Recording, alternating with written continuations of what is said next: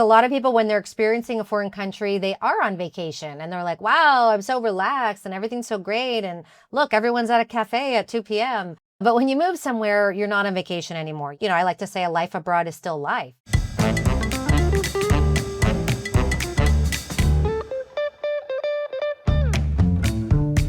Gloria Steinem once said, "We will never solve the feminization of power until we solve the masculinity of wealth." Barbara Provost and Maggie Nielsen are the team at Purse Strings that will help you navigate the ins and outs of financial independence so that you can be financially fearless. This is Women in Money, the shit we don't talk about. Cepee, welcome to the podcast today. I am thrilled to have this discussion. Everything about it is resonating with me right now. So before we dive in, can you share with our audience who you are and what you do? Yes. Thank you so much, Maggie, for having me on. Excited to be here. My name is Cepee, rhymes with Peppy, and I'm the founder and CEO of a company called She Hit Refresh. And what we do is we help women age 30 and over from the US figure out and fast track their move abroad, typically to Europe. So we're helping American women who want to move to Europe, and we just help them to stop stressing about the logistics and the overwhelm and finally create that dream life that they have in a country that feels like home.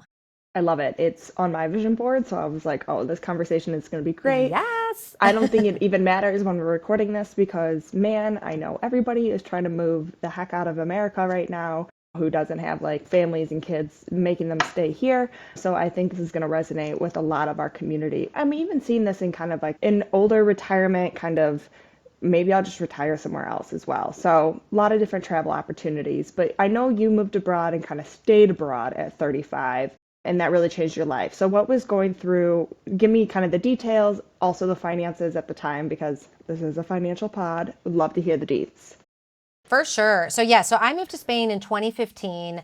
I was 35 years young, and it wasn't my first time moving abroad. Actually, in my 20s, I had tried and failed multiple times.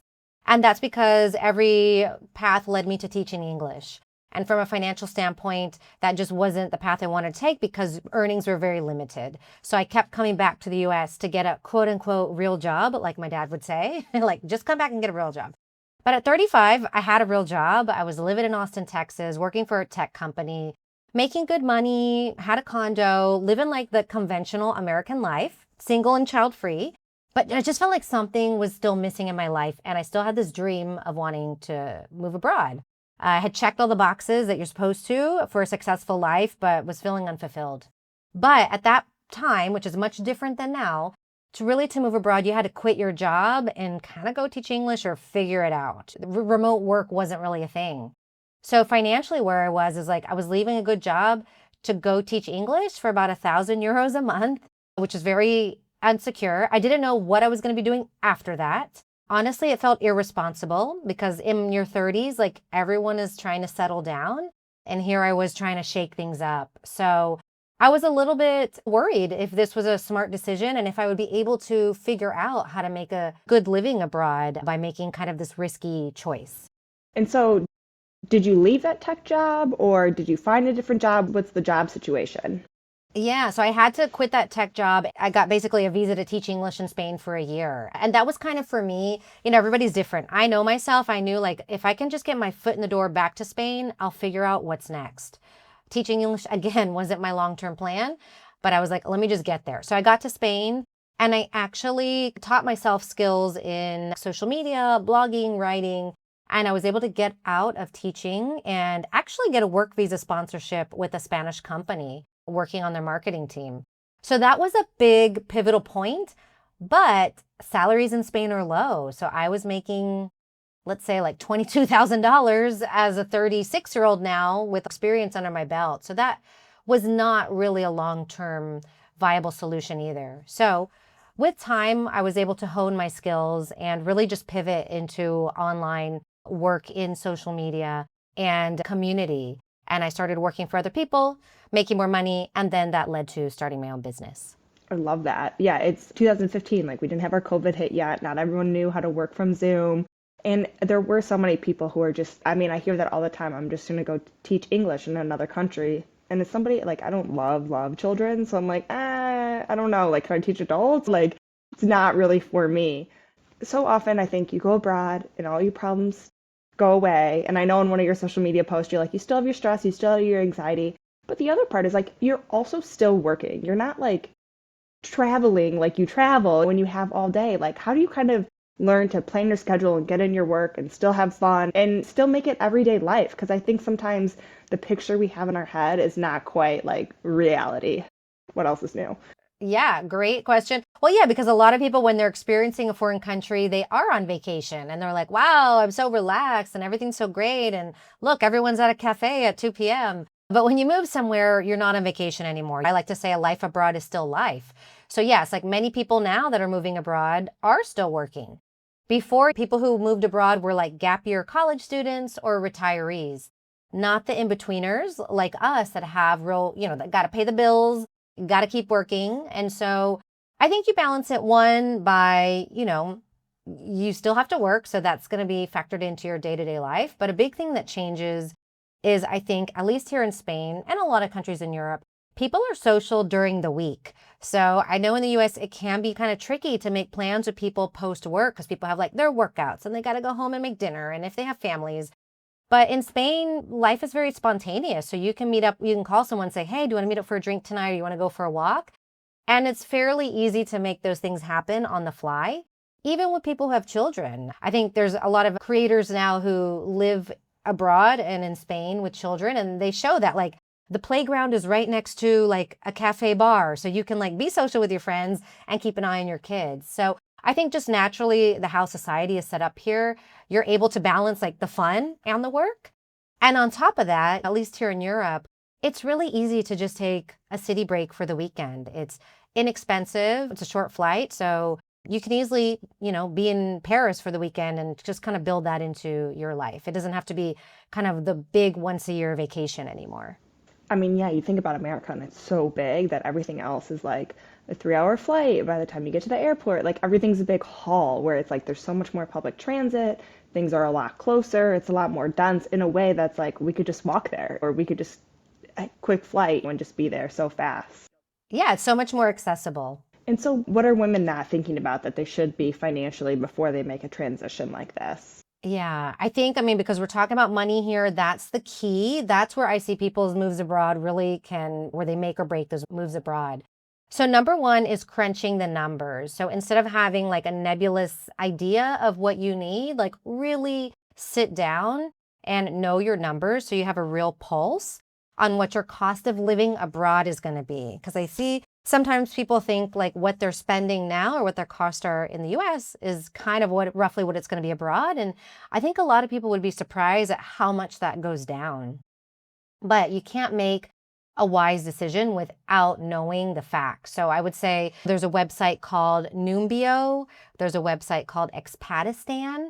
And these are great websites to understand the cost of living in certain cities. So if you want to move to Berlin, then I would say go to one of these websites, look at housing costs, look at groceries, just understand the averages to give you a ballpark figure. On top of that, you need to know your cost abroad, but also, like I said, we're moving abroad with responsibilities. So you may still have some ongoing costs back in the US. So be sure to include, if you have a mortgage that you're still going to have to pay, property taxes, student loans, anything like that. You just don't want to let any expense get overlooked. And then I would add 2 things real quick. So you got to know your numbers of your costs, but also savings is a big one. And people always ask me like, what is the magic number? How much do I need to have saved? And unfortunately, there is no one number, but I say at the minimum to have 6 to 12 months of your cost of living in savings before you go. And some people may hear that and they're like, oh my God, like that's so little, right? And some people may hear that and be like, wow, that's going to take me a while to save that. So it really depends on what you're comfortable with also, but that's a good cushion to tide you over if you have any unexpected expenses come up. And last, I think one of the most important is taxes. That gets overlooked. Understanding your tax obligations abroad. As U.S. citizens, we're still on the hook for taxes in the U.S., but it's really important to know what you may owe or what you may be obligated to pay where you're moving to as well. All great tips. I mean, yeah, having that emergency fund, that's kind of the same amount we'd have in your emergency fund, that 6 to 12 months, but having that just in case, because it's much harder if you're in a different place, don't speak a different language, you want to have that prepared, but those taxes. We just did have a Money Talks about this, and we have some of our purse strings approved professionals who focus on like people who live abroad and how to kind of save on taxes, because America is one of the only two places where you do have to still pay taxes when you don't live here. And so having sometimes a professional to help with that is super important. But I'm thinking like, wow, I wouldn't have to pay for, like, I'll probably sell my car, wouldn't have car insurance, different things like that. But do you have like still renter's insurance? Do you get a different kind of health insurance? Do you get like a travel insurance? What are some of those other things that you might add to that, bill? Because they're not all just removing, but there are some things that we have to add back in that mix. For sure. So health insurance, I'm so glad you brought that up. That's a must. Also, wherever you're moving to, your visa, you're going to need a visa. And one of the visa requirements is to have private health insurance. But I wouldn't let that scare you, because the plans are going to be less expensive than what people are paying back in the US. So for me, for example, for Spain, I mean, I'm 46, I'm healthy. I have a plan that covers me, but it's nothing, too extensive. It allows me to go to the doctor when I need to and get checkups. And I pay roughly about, let's say, $80 a month for that. So I would say health insurance factor in, depending where you're moving to, anywhere from $100 to $500 a month. That $500 is probably going to be maybe a place like a Switzerland or Germany, but you're really looking somewhere in between that, more as an average. Other than that, I would say, yeah, like you said, you don't need the car expense, so that's great. Renter's insurance really isn't a thing here so much, but any other expenses would be, housing is the number one, but I just want to kind of highlight this because housing, just like in the US, housing prices have gone up all over the world. So when you look at housing, it may just be a little bit more expensive than you thought. Will be less than the US, but that's just something to really keep an eye on. And I think the only thing out of that maybe people should plan for is the travel expenses. Once you move, you're going to want to travel, and that can add up really quickly in terms of just, accommodation, flights, enjoying your life when you're in another city. So those would be the things. Oh, and one more, language classes. Oh, smart. Wherever you're going, and that's going to be an ongoing expense because you probably won't be fluent in a year. So this is going to be something that's going to be baked into at least a few years of living abroad. How is your Spanish? It's really good. I've been here Okay. 10 years, so hopefully it should be, right? So yeah, I speak Spanish. I've worked in Spanish, but I would say even after 10 years, I still in some ways don't feel 100% myself in Spanish the way I do in English. So I still have touch-up classes, and it's still an expense for me, language classes from time to time. I think this is just so interesting because I'm kind of at that age where all my friends are getting engaged, getting married, having kids, and it's like I just don't see that at this point. And so it's so opposite, like going a different direction, just getting the heck out of Dodge, trying something new.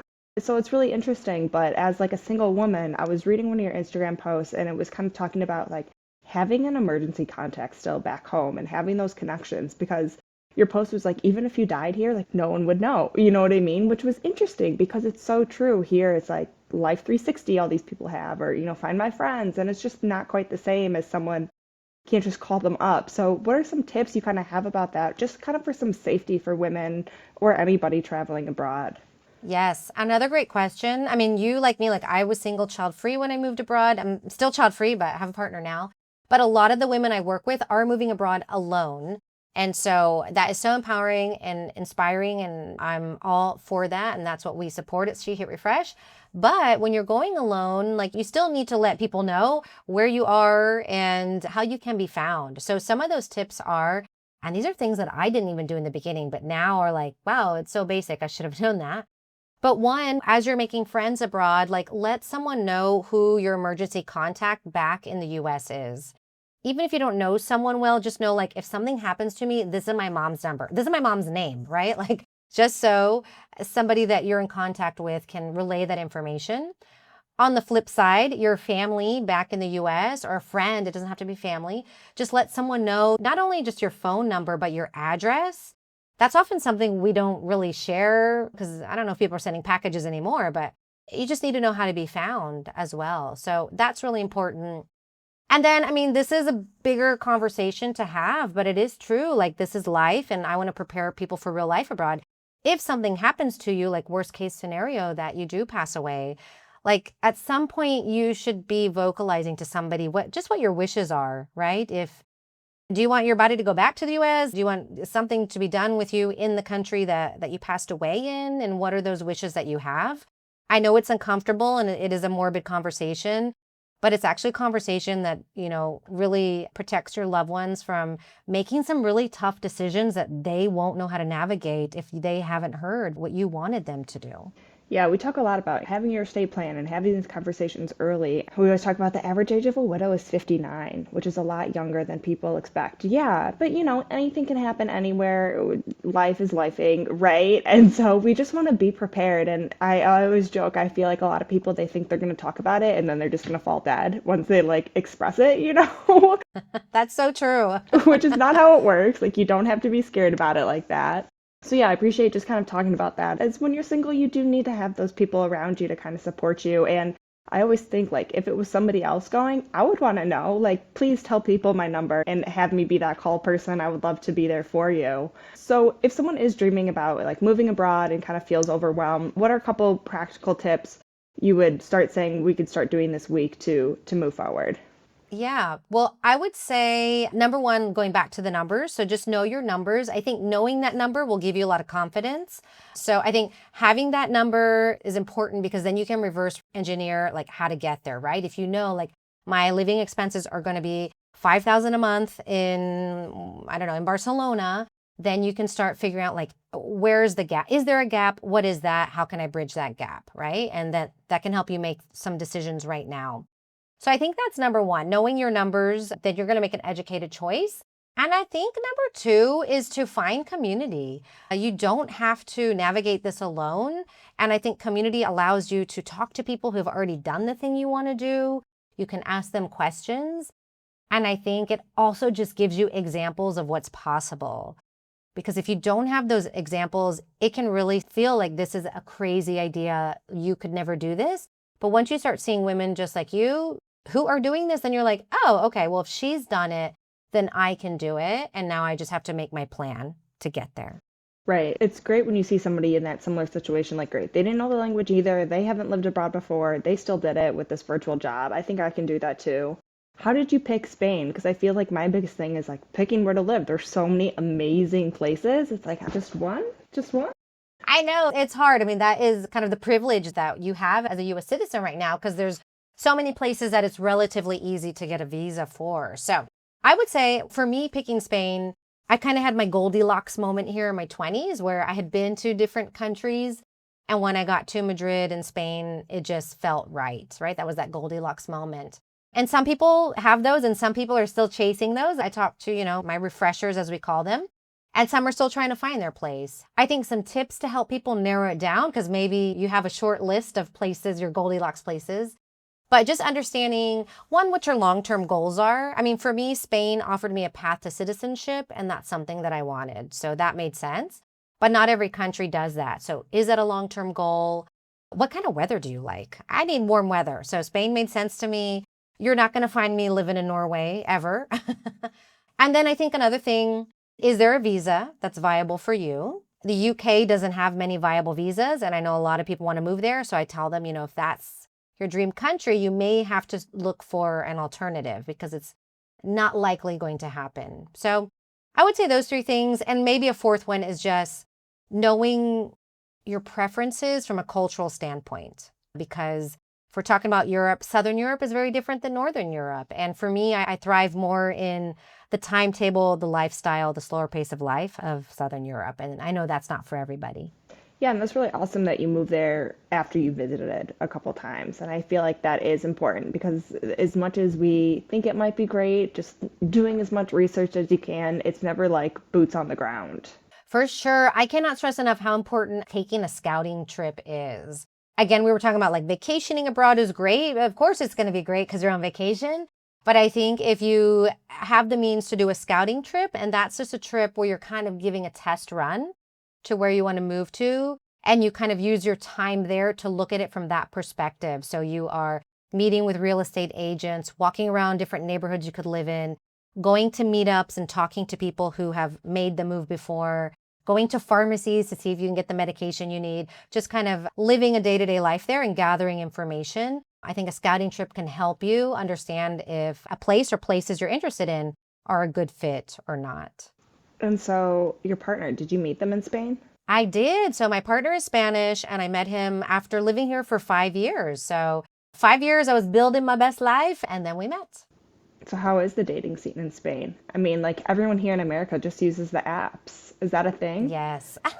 Yes. I love talking about dating. Yes. So apps are so popular here. And that's actually how we met. We met on an app. So apps are very popular. Same thing. I think people sometimes romanticize like dating in Europe. Of course. We've all seen those movies like Lizzie McGuire or something, you know, like Yes. And honestly, it can feel like that at times when you're like on a date and, I remember one date many years ago, I was on the back of a Vespa going around the Colosseum in Rome. So I'm like, this is straight out of a movie. But of course, dating is dating anywhere. You're going to meet duds, you're going to get ghosted, like all the things can happen. But I think understanding that it's a different culture, there's going to be cultural misunderstandings. I think dating is tough anywhere. So I'm not going to paint it with a brush that makes it sound very easy abroad, but I think it can be really fun. And I think it's something that a lot of people are interested in doing. When you move to a country, you're not just dating people from that country, but you have the opportunity to date people from many different places. When I was single, while I was living in Spain, I went on dates with, Irish men, Swedish men, all different nationalities, which was also really fun. yeah, I mean, everyone else is also like on their own kind of moving adventure. And so it's fun to see, yeah, it's not just, oh, I'm in Spain, it's going to be Spanish people. It could be people from all over. So yeah, you get to run the gamut and see what you like. Yeah, it's a lot of fun and you learn a lot of things. And also, the best way to learn a local language is by dating. So if you can also date some guys who don't speak English, you're going to be learning a language very quickly. I love it. I love it. And so tell us a little bit more about like how people can work with you. I think you have a book as well. Give us the commercial of you. Yeah. So for any women over 30 who want to move abroad, you can check us out on Instagram, website. Everything is She Hit Refresh. I do have 2 programs that we support women with. I have a master class, which is kind of a DIY. If you just want to get a plan to move abroad and want to execute that on your own, you can grab my master class, which is on my website at shehitrefresh.com. But I know not everybody wants to do it alone. So we have a lovely membership where we support women as they're working on their move abroad. And these are women who have timelines from anywhere from 3 months to 2 years and want to do it in community and want help finding solutions to their biggest challenges, which is like, what am I going to do for work? What visa can I get? What do I do with my stuff? Basically, any question you have, we are there to hold your hand along the way. So you can find all that on our website and Instagram at She Hit Refresh. I love that. There's so much information out there. It's like I need someone to pre-sort that information for me because everyone's like, oh, it's just online. And you're like, yeah, so is everything. Like, I mean, it's so much information. Have you had people who've taken your program like meet up once they moved? Oh my God. Yes. Not only meet up, I've had people become roommates, move in together, travel together. So definitely friendships have been fostered. And I do meetups too when I'm traveling. So I've got to meet a lot of the people in my masterclass or in my membership too, which is really fun to see them like pre-move in the US and then meet them post-move after they make that leap. I love that. And so our last question we like to ask all of our guests is, what does financial freedom look like for you now, kind of living this way? Oh, yes. Financial freedom. Oh my gosh. I would say freedom in general is something I've been chasing since I was 17. And I think right now, financial freedom is really about having choices. And so my younger self would be so in awe of what I've been able to do. I think that people say like freedom really is being able to do what you want, when you want, with who you want. And I feel like I'm there. And every year I kind of am able to expand on what that really means for me.